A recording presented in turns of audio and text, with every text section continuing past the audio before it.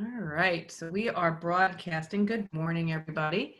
We are so excited to have another one of our webinars this morning as part of our business resource series. I'm Cheryl Lubert. I'm the board president for Vashon Murray Island Chamber of Commerce. And I'm excited today because we are going to be doing business planning. A good business plan can really help you pivot your business. Right now, a lot of people are trying to think about how to pivot their businesses as the world around us is shifting. So we're going to just give it a couple more minutes as we have more and more folks join, and then we're going to get started. I'm really excited to have Rachel Waldron of Waldron Designs. She joined us this morning to talk about business planning because I remember reading a Harvard Business Review article where it said about 50% of businesses actually didn't have a business plan. And I think that what Rachel's going to share with us today is actually the key elements of a business plan, or the things that you need to look at and re-examine, especially when marketplaces are changing. So I am super excited to introduce her this morning. And I will also just have to brag a little bit about Rachel. She is on our board.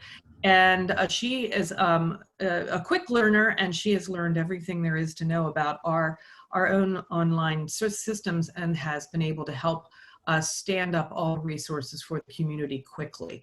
And so I am super excited to have her share her expertise in business planning this morning with everybody.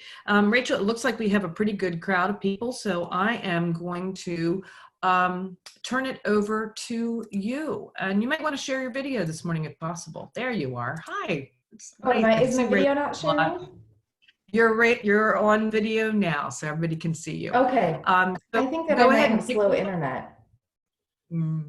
Well, take it away if you can. Okay.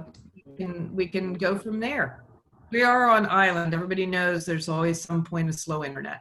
So go and then get us started here, and just let me know when you want me to advance the slides, okay? Okay. And we can go ahead and start with the next slide. Great. There you go. Whoops. There you go. I wonder if it's just slow. It's not updating for me, but are we It's on the next slide? Yeah. Okay, thank you. So business planning, obviously, we're wanting to talk about that and how we develop. First of all, like Cheryl said, 50% of businesses do not have a business plan. I would say it's even more than 50%. I would not be surprised. I think that a lot of the bigger firms have their business plans, but most small businesses do not. One of the great things about using a business plan is that it does help you to determine how to move through your processes, even when there are times of pivoting, and maintain consistency. So, okay, now we're on the hi, I'm Rachel screen, and maybe we've been there for a little bit because I'm slow here, but so I'm Rachel. Many of you on the island know me as an interior designer, and you may be wondering, how does this woman have any relevance when it comes to business plans? And the answer to that is yes, I did go to school for interior design. I got my degree from Washington State University in 2005. And then I went back to school and I got a master's in business administration with a marketing emphasis in 2013. So when I got my master's, our thesis per se was a business plan. So we spent 2 years developing our business plan. And this is what I'm sharing with you today is the setup for a business plan. So next slide. And because my internet is slow and hopefully I'm not lagging and everyone's able to understand me well, I'm just going to assume that we're looking at the next slide once I say it. And Rachel, I'm going to recommend that you maybe hide your video just because I might be actually impacting your internet stability. Good idea. Okay. So why would we have a business plan? Multiple reasons. We want to use it as a way to set goals. It serves as a reminder as to what's next and why we chose the direction that we chose. It'll help us manage sudden shifts and make adjustments in our approach. It'll allow us to set SMART goals. And for those who don't know what SMART goals are, they are really the only type of goals that should be set for a business. They're specific, measurable, attainable, relevant, and timely.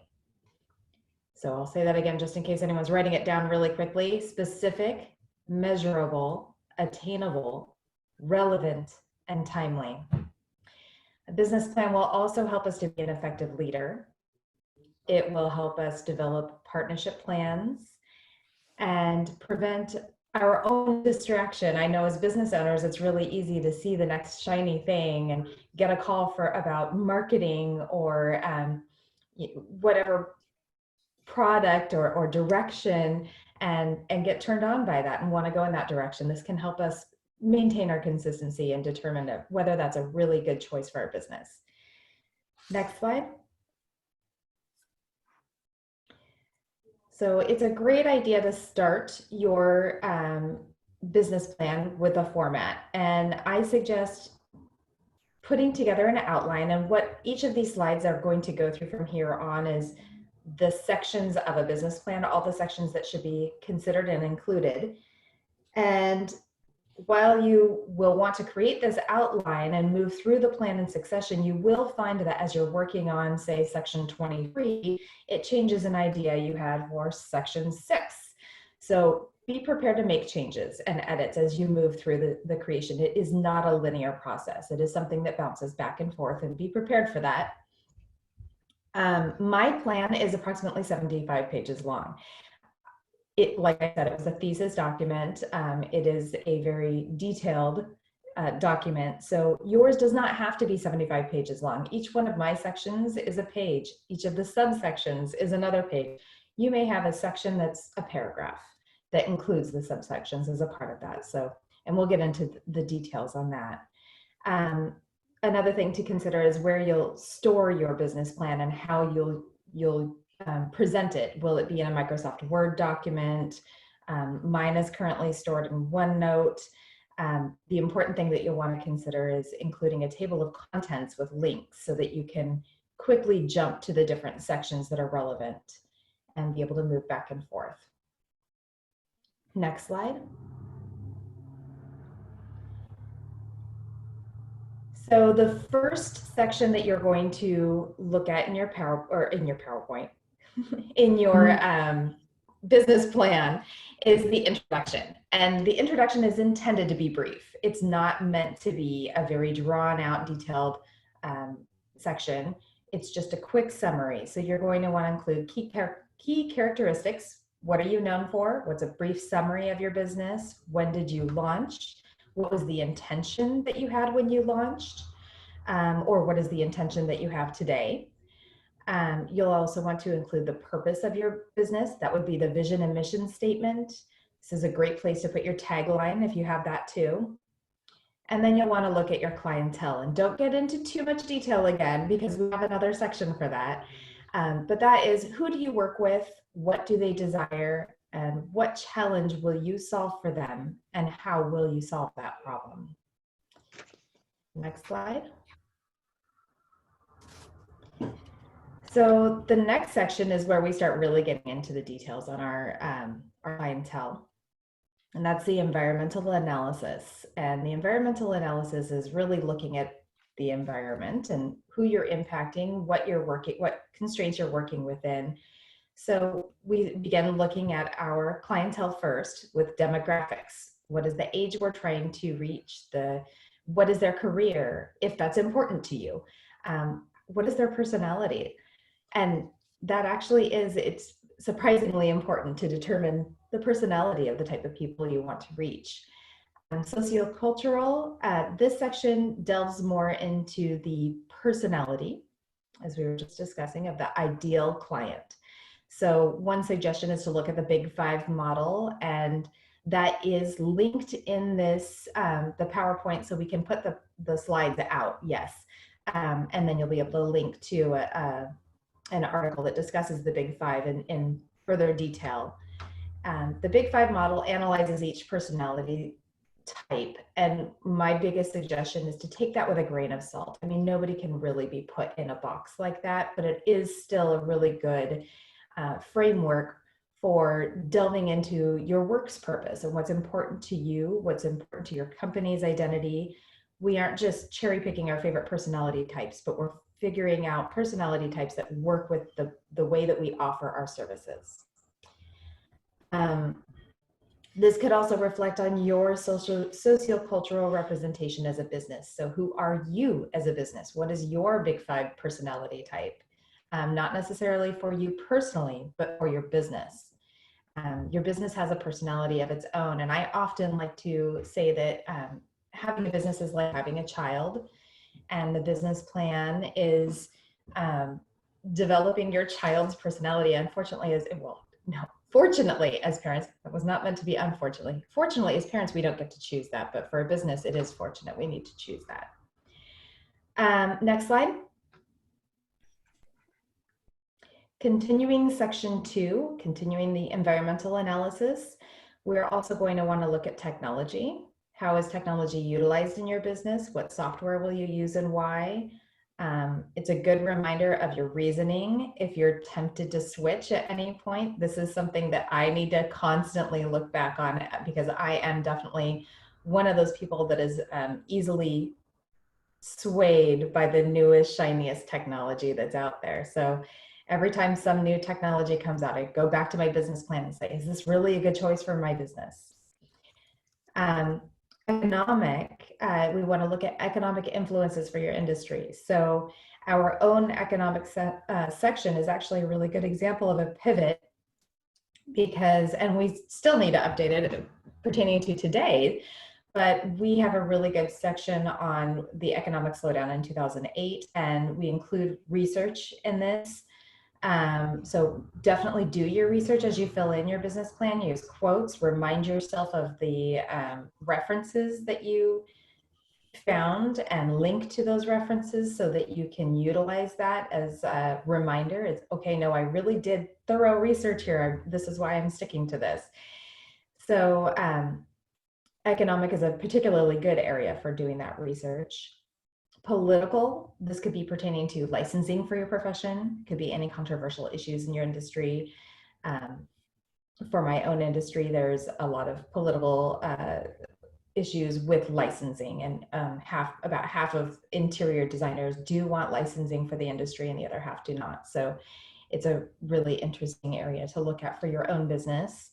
And then location and geography, considering where you're located and how that is beneficial and how that is a challenge. And at this point, you're not selling your business, you're just looking at the plan. So don't try to sell it. Instead, try to look at, okay, well, I'm located in this difficult area, but here are the pros and here are the cons, and here's how I'm going to work with that.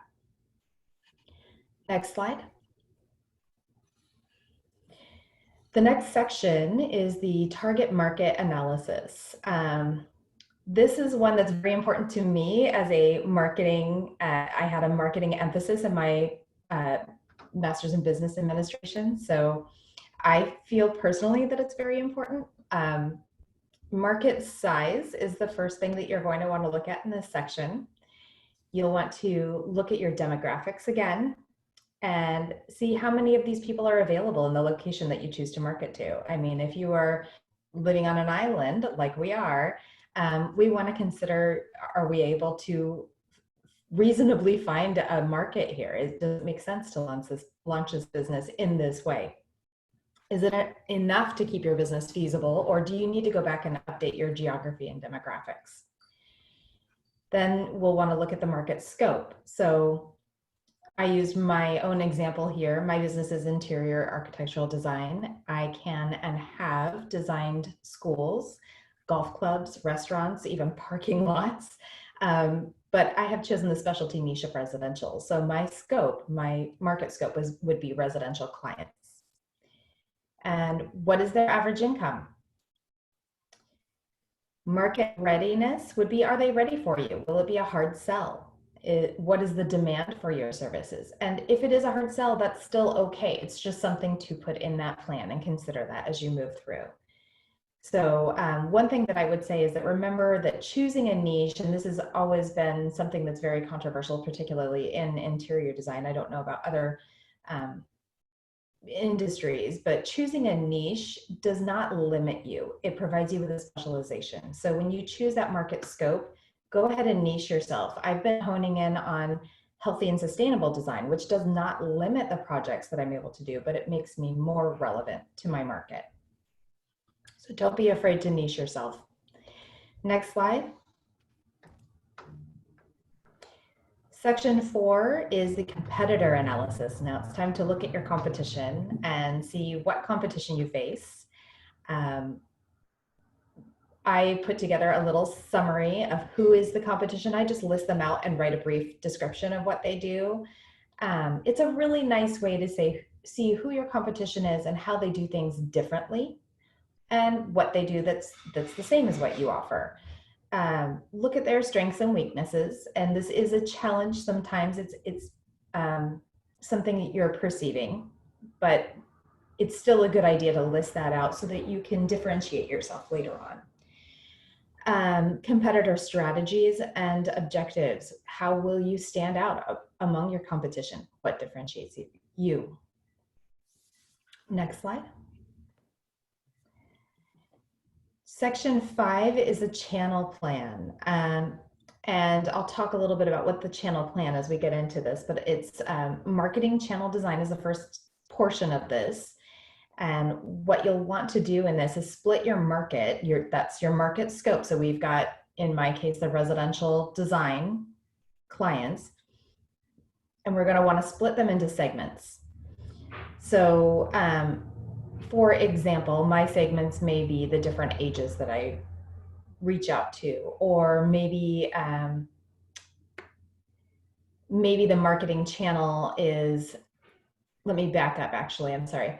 So we're looking at the market scope as well as how we're reaching that scope. So when we split that market into the group segments, it could be we're reaching our scope through realtors for my own industry, or we're meeting them through contractors. It's the channel that we're reaching out to that scope.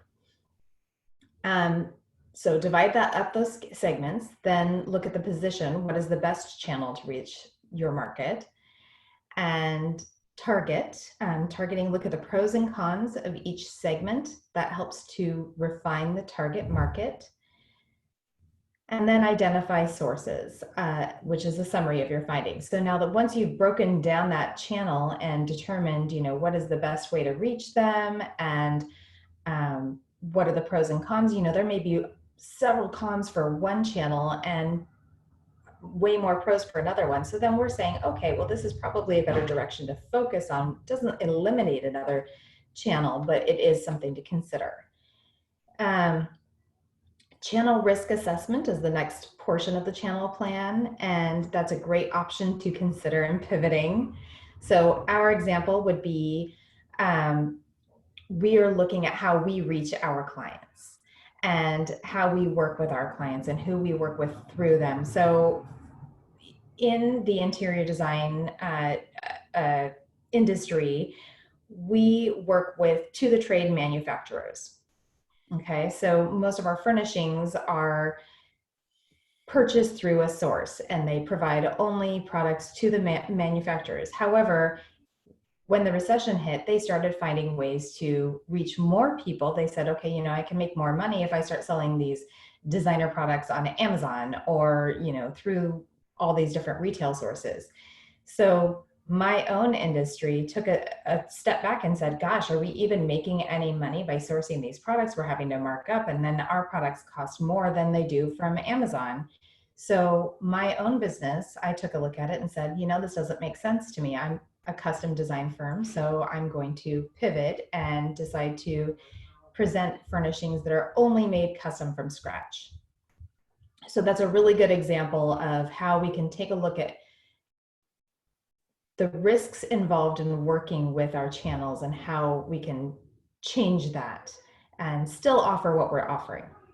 So what are your criteria for working with channels? That's another thing to consider. Remember that when you are working with someone, you are technically partnering with them. Even if you're not developing a business partnership where you're signing documentations, they are a representative of your company if you're working with them. So make sure that you have criteria and that you feel really good about who you're working with. And then channel strengths and weaknesses. Next slide. Section 6 is the SWOT, the strengths, weaknesses, opportunities, and threats for your own business. This section forces us to take a look at ourselves from a critical standpoint and see those areas as a consideration when issues arrive. For example, if our weakness is technology and we're suddenly locked in at home, how do we best communicate with our clients? If we knew our weaknesses early on, and we knew that that was technology, we may have a backup plan ready to go in areas where technology would be required. So maybe we have someone that we bring in that we lean on for technology, and we have that already planned and we're ready to pivot quickly. So definitely break that area down and look at each one of those strengths, weaknesses, opportunities, and threats. Next section, or next slide. Section 7 would be advertising and promotion. And we'll look at push and pull strategies. Push marketing is when advertising is put out to the general public. So a good example of that would be billboards or radio advertisements, door-to-door sales. Push marketing is best for businesses who are trying to reach a customer who's not aware that they need the products or services. Pull marketing focuses on bringing the customer to you. So good examples of that would be word of mouth or experiencing others that have that product. For example, where did you get that coffee? It smells so good. Branding is key for pull marketing. And usually with pull marketing, you need to do a lot of push marketing up front to create the awareness of your brand, or really work hard with networking and things like that so that you can develop that knowledge and awareness. Pull marketing is really good for a customer who knows what they're looking for. If the goal is to focus solely on pull marketing, there is a lot of upfront work to get your name out. So am I a designer that markets my business by putting a sign in my client's front yard? Or will I be able to provide such phenomenal service, and will I have chosen the client base that will allow me to work for them via word of mouth? Will they hold parties at their newly designed home and tell their friends about it? Things like that are good ways to consider which direction you want to go in. Next slide. Advertising and promotion continued here. We're still in section 7. We want to look at our messaging. What is the tone that should come across in all messaging? And remember that your business has its own personality. It's its own little person. As I like to say, it's our child. So we don't necessarily create that personality. We help form it, I suppose I should say. And but it is very much based on our clients and our clients' needs, and we want to make sure that that messaging comes across to reach the clients that we've developed here in this plan. So the different types of tones, some of them are data-driven, emotional appeal, and educational. And you'll want to consider media channels, how you're getting that message across, and the costs in this section. Regardless of what is happening in the world, knowing your approach to messaging will allow your business to be consistent and approach crises as well as regular business with a similar voice. It's important to know that you can choose a combination of tone. My own business takes an educational and emotional tone. I do recommend looking at the costs at this point as well in the financial section. So you want to bounce back and forth, and we'll get to the financial section later. It does take a lot of time to put together this business plan. So having that ability to look back and forth is really important and a convenience. But if the plan is ever used to present, it shows consistency in planning. Next slide. And we've got section 8 is the marketing strategy. Here we'll want to look at the marketing budget, differentiation, positioning, what the other companies what other companies would you like to continue being compared to? So do you want to be compared to that small business or this big business? Do you want to be compared to a boutique chain, risks, goals and objectives, work breakdown structure, which I would love to get into and break down, but business plan has so many sections and there's so much to cover. I would recommend, highly recommend doing a Google search of some of these options, and growth and expansion. I usually set 3 to 4 goals each year. Each goal is a SMART goal. And as a refresher, that's specific, measurable, attainable, relevant, and timely. So while this is a bit out of order, again, like I said, we want to go back and forth between growth and expansion and your goals. And allowing those two to work together will help to create balance in your work plan or in your business plan.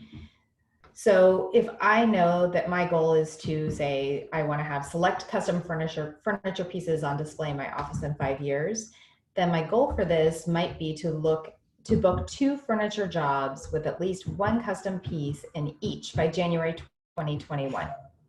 It's a very specific, measurable, attainable, relevant, and timely goal. The work breakdown structure, it's a very helpful part of the plan that allows you to apply your business goals with a plan it allows you to apply your business goals to a plan with dates, costs, and deliverables all in one place. So when my business needs to pivot suddenly, I first visit my goals and objectives, then I update those to reflect the changes that need to happen, and then I apply them to my work breakdown structure, allowing the whole plan to keep moving with a consistent message. And then it also allows my business to adapt. Next slide. Section 9 is communications, and this is where we are listing the information such as who is our stakeholders, or who are our stakeholders and audience. More on the message, we're just revisiting our message at this point.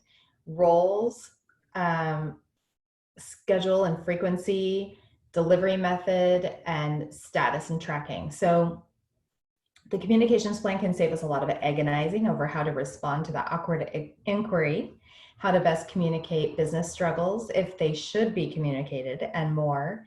It also helps a lot with social media and print, etc. And I would say that that's probably a very big part of this. So first, determine who you need to reach. That's our first part here, the stakeholder audience. I list each group, client, vendor, trade, etc. And then I list out the level of awareness they have about my business. It helps me to refresh my memory about where they stand before I impulsively make a bad assumption.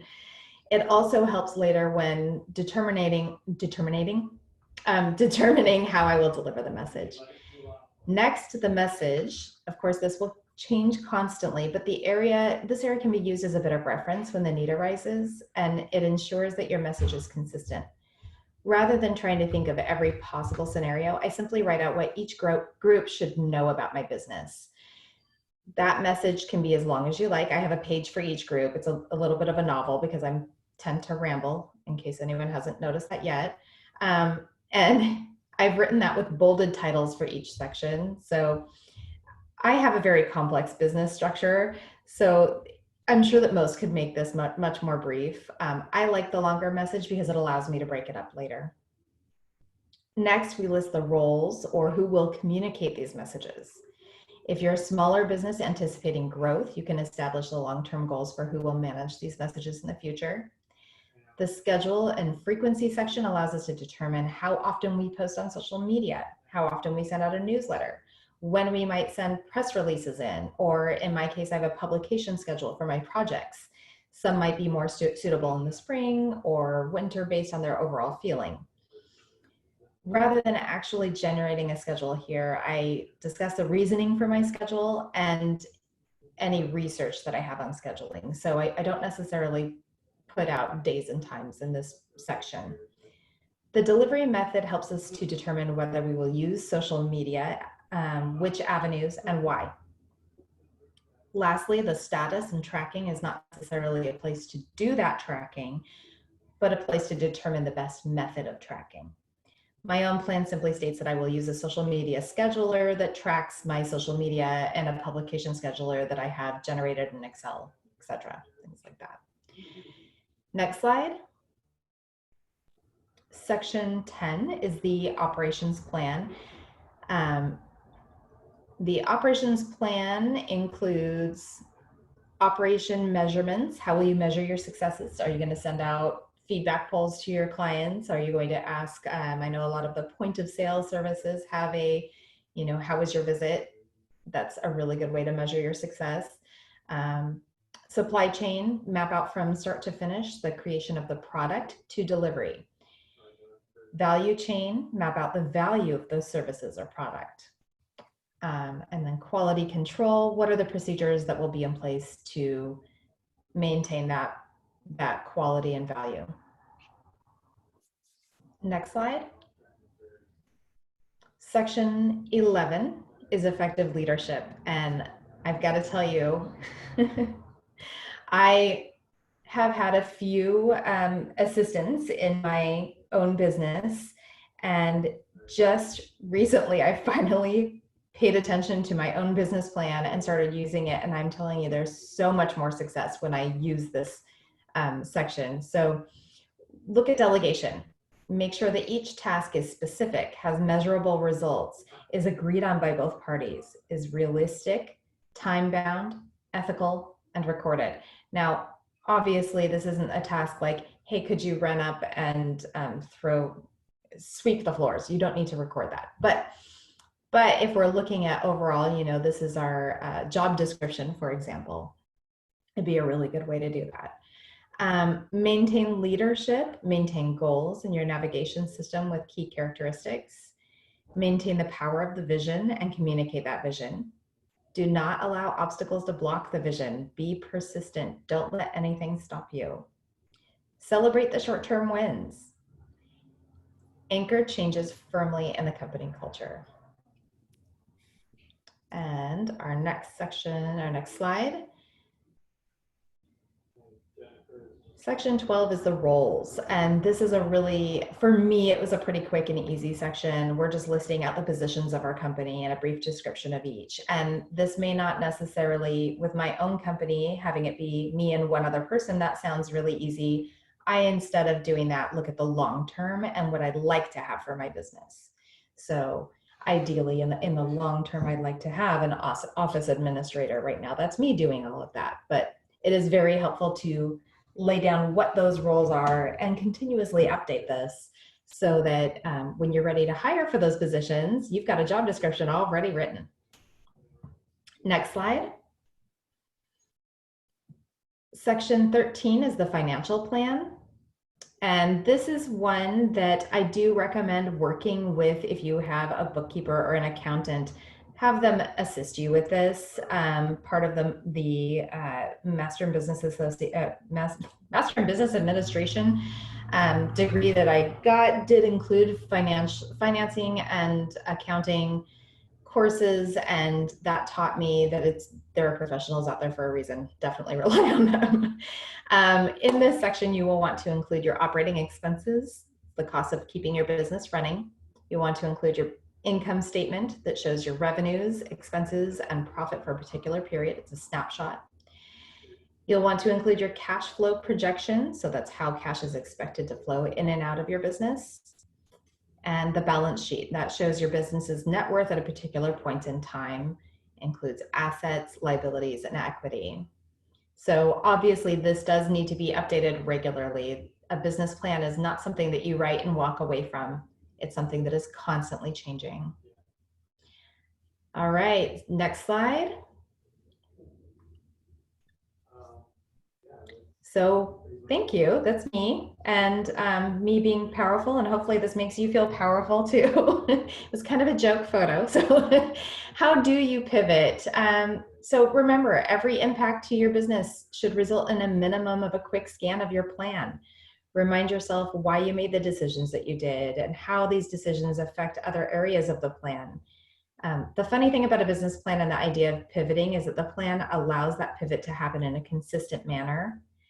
Having the business plan allows us to make our pivots wisely, with thought and real basis for our decisions. It allows us to thoroughly consider our pivoting choices and determine how they will affect all the other aspects of our business. So we can still make our pivot and changes and preserve our processes that do work. All right. Well, Rachel, thank you so much. That was really nice organization, and it's, I think, such a good reminder of all the different components. I think we all talk about these things on a regular basis for our businesses, but it's really great to have the structure and to be thinking about sort of how you can address each one of those. If people have questions for Rachel, go ahead and put those into the Q&A.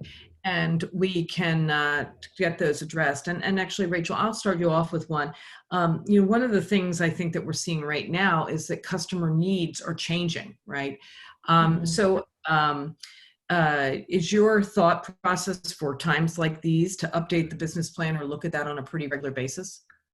Yes, absolutely. I think that anytime there's a major impact, whether it's economic or social, any major impacts, it's a good time to pull out the business plan and revisit it. And, even if you're just quickly scanning it to remind yourself why you're doing what you're doing, and sometimes if you're looking at that and saying, oh gosh, the reason for this really relied on the economy and it's crashing.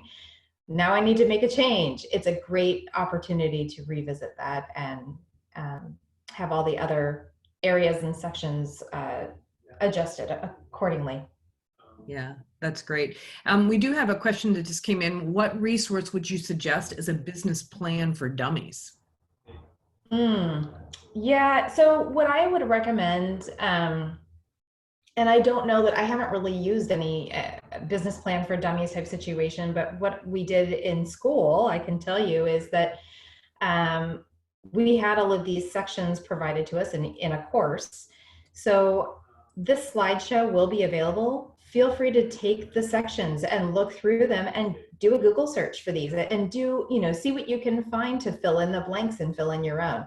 I think that's a really good way. And I would look at multiple resources. Don't stop with one because one may say something completely different than three others. So definitely, do some real looking around, but feel free to use this format. Yeah. And Rachel, let me just add to that. There are so many resources available for and information available for each one of the sections you went through. I mean, marketing alone is a whole science. And so it can be overwhelming. So I think it's a great recommendation to just use this slideshow as sort of a basis for answering sort of the basic questions and getting it started. One of the things that's kind of funny when you look at these questions, you think, oh gosh, these are such simple questions. But if you actually start to have the conversation about each one of the questions, you realize, they're not actually that simple. Sometimes there needs to be a good debate. And there's a reason it took us 2 years to complete this. Yeah, and I think it's really nice to have somebody else to bounce it off of because sometimes perspective can change if you have that conversation with someone else. One of the things I just saw on the news this morning that's totally relevant. I don't know if people are familiar. I like food a lot. And I like to eat out. But one of the places I'd always wanted to go was Noma, which is I guess it's been voted one of the best restaurants in the world for a long time. And Renee Redzepi is the well-known chef who started Noma. And today in the news, it announced that he has switched his fine dining restaurant, which took months and months and months to get a reservation at, to a burger and wine bar with picnic tables because of COVID. The price point went from $250 a dinner to $18.75. Wow. So there's a perfect example of pivoting your business plan. Yeah, that is quite a pivot for sure. Yeah, quite a pivot. Also back on I kind of want to revisit the dummies guide for business planning too. I do want to say I am completely swamped right now, so I can't make any promises, but if anyone wants to reach out to me via email, I'll do the best I can to reply and answer any questions. So my email is Rachel, Rachel, at waldrondesigns.com. And you can see the spelling of my name down here in my little icon, but it's Waldron designs, and that's plural, so DESIGNS.com. I'd be happy to answer any questions as I'm available. Bear with me though, be patient, please. Thanks. I'm also typing it in the chat for people if they're interested in picking that up there. And so just to kind of finalize, and Rachel, thank you so much for today going through this. I think it's a great reminder. In times of pivot, it's good to revisit each one of these different sections and think about sort of what is true and where you need to make your adjustments. As part of that, speaking of adjustments, our business resources right now, we've got reopening roundtable discussions still occurring. We've had a bunch this week, and tomorrow we have recreation and fitness again, understanding concerns and planning. The other thing that you guys should be aware of is next week we will be sending out, probably tomorrow we'll be sending out dates and times for reopening business workshops where we will help you put together your plan that the state is requiring to reopen for your business. And also, if you attend the workshops, you get a nice kit of masks and signage and floor markers and hand sanitizers and a pledge post. So please look for that announcement. Also, we have our Ask the Experts office hours still up. And in fact, Rachel is one of our experts offering advice and support around business planning. So certainly go there. We've got lots of experts who can help you out with one-on-one questions about your business. Also, we have on Friday morning our weekly chamber virtual networking coffee where you can connect with other people, hear what's going on in their business, and there's always a healthy conversation about Vashon and what's happening there. And then lastly, please visit vashonchamber.com. We have spent a lot of time and effort, or should I say, Rachel has spent a lot of time doing, actually all the board has spent a lot of time. We have all spent a lot of time. It is definitely a team effort to get everything as COVID resources up there, including a virtual and essential business guide, restaurant resource, along with many, many other key resources for businesses to help people navigate the difficult situation we're in right now. And so with that, I'd like to say thank you for joining us this morning. And Rachel, thank you. I hope everybody has a great rest of the week. Thanks so much. Bye. Bye.